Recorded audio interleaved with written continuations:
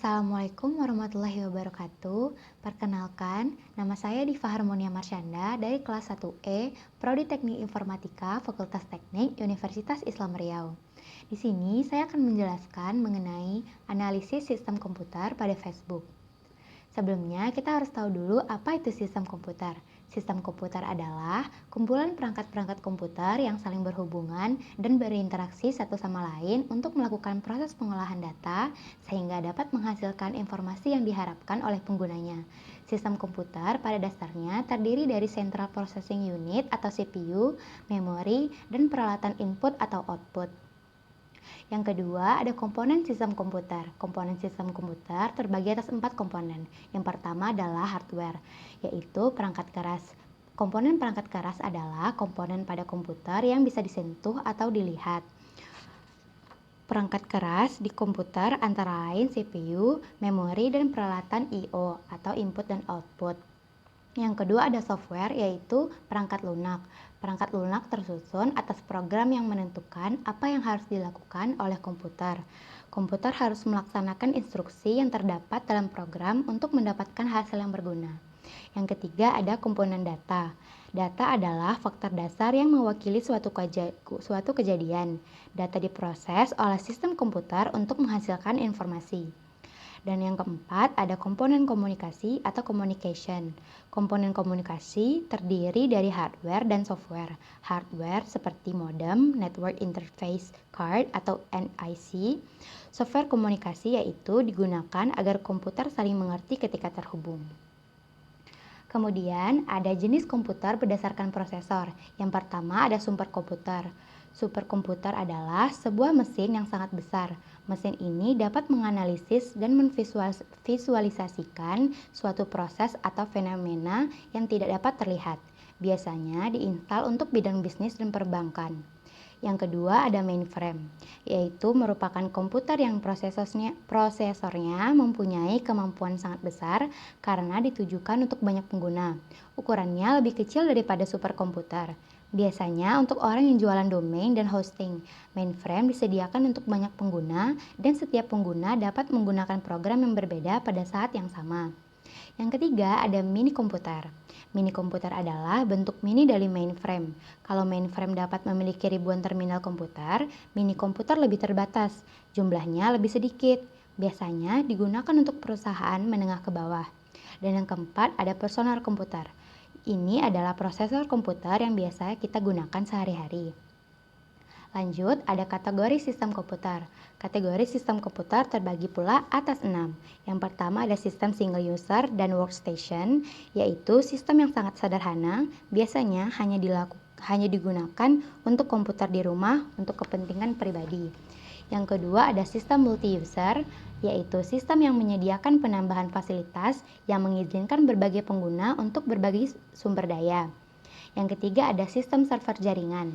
Mirip seperti multi-user, tetapi bedanya server ini menyediakan layanan file, layanan print, layanan basis data untuk klien. Server ini bisa menyediakan berbagai layanan eksekusi program untuk klien, termasuk mendukung untuk setiap startup sistem klien terutama pada jaringan dengan klien yang kecil. Yang keempat, ada sistem waktu nyata atau real time. Adalah sistem di mana satu atau lebih proses harus bisa mengakses CPU secara cepat ketika diperlukan. Sistem waktu nyata dibutuhkan untuk aplikasi di mana satu atau lebih program untuk mengukur atau mengendalikan program I/O dan merespon di dalam pengendali waktu yang sangat spesifik.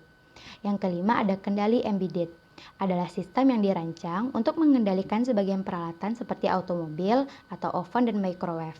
Perangkat lunak untuk sistem kendali embedded biasanya disediakan dalam ROM. Yang keenam ada sistem terdistribusi. Pada sistem ini, kekuatan pengolahan distribusi antar komputer dalam jaringan dibutuhkan waktu yang sangat cepat.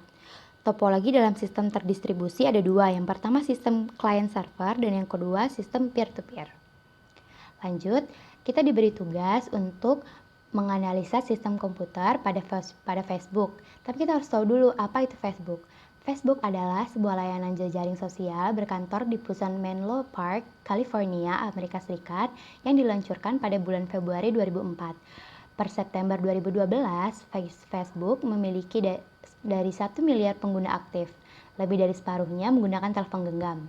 Pengguna harus mendaftar sebelum mendapat menggunakan sistem ini. Setelah itu, pengguna dapat membuat profil pribadi, menambahkan pengguna lain sebagai teman, dan bertukar pesan, termasuk pemberitahuan otomatis ketika mereka memperbarui profilnya. Selain itu, pengguna dapat bergabung dengan grup pengguna dengan ketertarikan yang sama, diurutkan berdasarkan tempat kerja, sekolah, atau perguruan tinggi atau ciri khas lainnya, dan pengelompokan teman-teman mereka ke dalam daftar seperti rekan kerja atau teman dekat. Kemudian, komponen sistem komputer pada Facebook yang pertama ada Linux atau Apache. Facebook menggunakan sistem operasi Linux. Linux adalah Unix seperti kernel sistem operasi komputer. Ini open source, mudah disesuaikan, dan baik untuk keamanan. Facebook menjalankan sistem operasi Linux di Apache HTTP server. Apache juga open source gratis dan merupakan web server yang paling populer digunakan. Yang kedua adalah MySQL.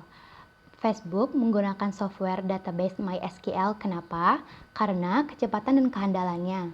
MySQL digunakan terutama sebagai penyimpanan nilai kunci sebagai data secara acak didistribusikan di antara set besar kasus logis. Contoh-contoh logis tersebar di sebuah node fisik dan load balancing yang dilakukan di tingkat simpul fisik. Yang ketiga ada PHP. Bahasa pemrograman yang digunakan Facebook adalah PHP. Karena pada saat di asrama di Universitas Harvard, Zuckerberg bersama teman-temannya menyimpulkan bahwa bahasa pemrograman PHP adalah bahasa pemrograman script yang dinamis dan bahasa pemrograman web yang baik dengan dukungan luas serta komunitas pengembangan yang aktif sehingga hal ini baik untuk literasi yang cepat. Yang ketiga adalah Memcache. Facebook menambahkan layanan seperti Memcache. Memcache adalah sistem caching memori yang digunakan untuk mempercepat database website dinamis dengan caching data dan offset objek dalam RAM untuk mengurangi waktu membaca. Memcache adalah media cache utama Facebook membantu meringankan beban database. Lanjut, yang ketiga ada jenis komputer yang digunakan oleh Facebook, yaitu mainframe.